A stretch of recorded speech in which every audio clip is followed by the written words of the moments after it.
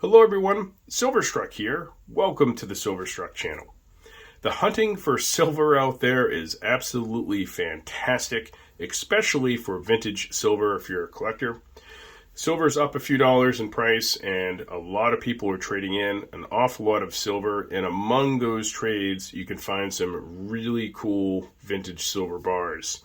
And the great part about purchasing right now for you collectors is that, especially in my area, the LCS has too much silver and gold on the shelves. They're looking to move it, so the prices have come way down. So that means you could pick up vintage silver for far less of a premium than we could in the last few years. So it's a wonderful thing. If you're a buyer, maybe not so much if you're a seller. Definitely wouldn't want to be having to offload some of my collectibles right now, to be honest with you. Matter of fact, I'm staying away from gold at this price level because it's so elevated in price. I'm just going to wait for a good pullback before I look at doing anything with gold. So, all that said, without further ado, let's get into the topic of this video. And that topic is the littler known Canadian commercial production bars.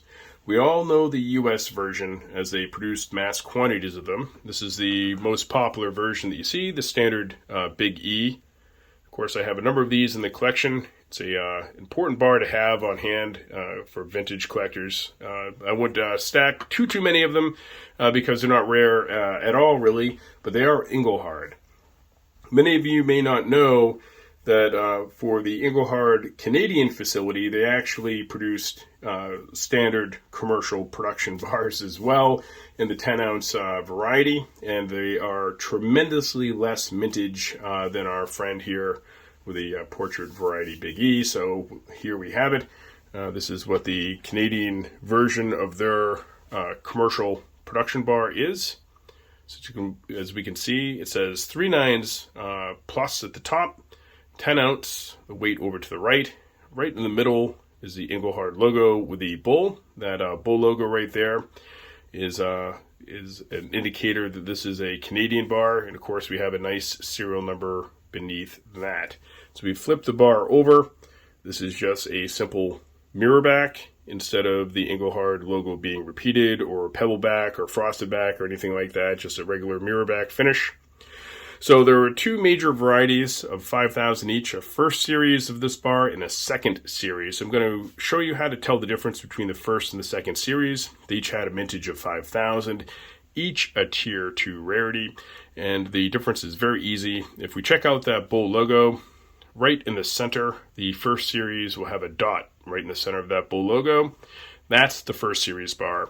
This is the second series bar because it is without the dot in the bull logo. So let me put up a pic here from allengelhard.com, and as you can see, there's the first and second series of the commercial production bars for the Canadian facility.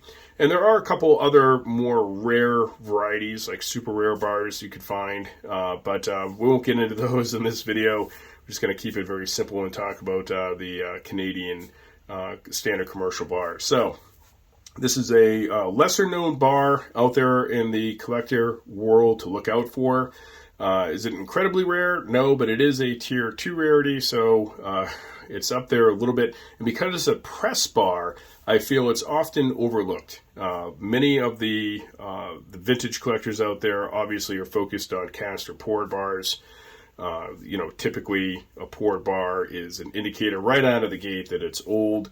And of course, they started press bar production in the 1980s, so that's going to be towards your tail end of vintage. But there's some really nice bars to be had in those press varieties. So that's going to do it for this video, my friends. Please don't forget to leave me a comment in the comment section. Let me know if you have any of these Canadian Engelhard bars in your collection.